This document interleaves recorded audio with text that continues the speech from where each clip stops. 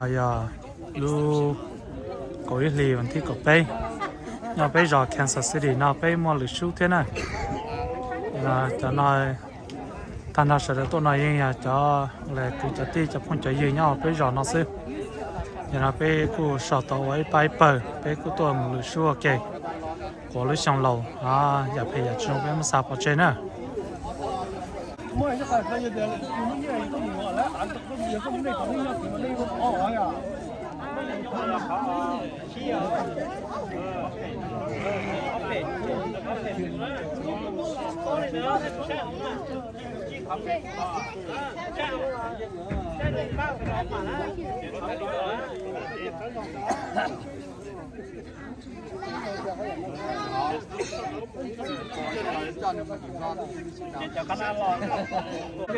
Nãy tôi chỉ tôi cho khán giả lại, hai đứa nó sẽ được bao nè. Cái lịch xong này chấm cái này chỉ tôi còn bé nè, mà cái cổ chuột là bé cho bé chặt cái lú cái bé số chấm bé là bé chặt bé nè. Cho nó bé cho nhau Kansas City, cái Missouri này. Bây giờ thì mà nó bé lũ chia cho nó thì cái cổ chuột nó bé nó trộn nhau trộn bé này nó chỉ cho chỉ để xong hai đứa này sau đó một trái một nhau là bỏ bé trở lại này mà cái cổ chuột này tôi cũng bé này để bé thì tôi cũng này là tao theo đi đây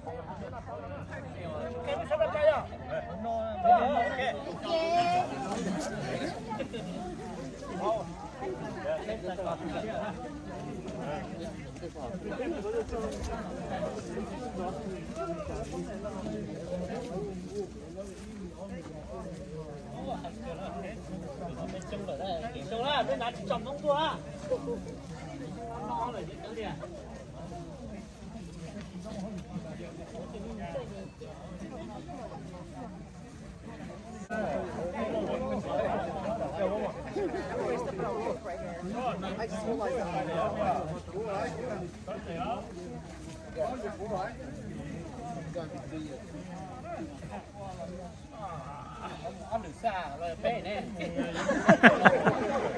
Nhà khai sốt xây hả? Xa. Bé bé một cái bé một xa.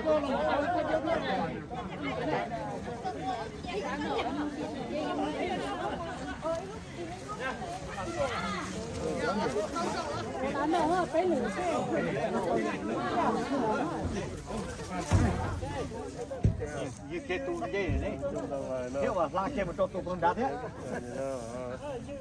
như cái một phương đảo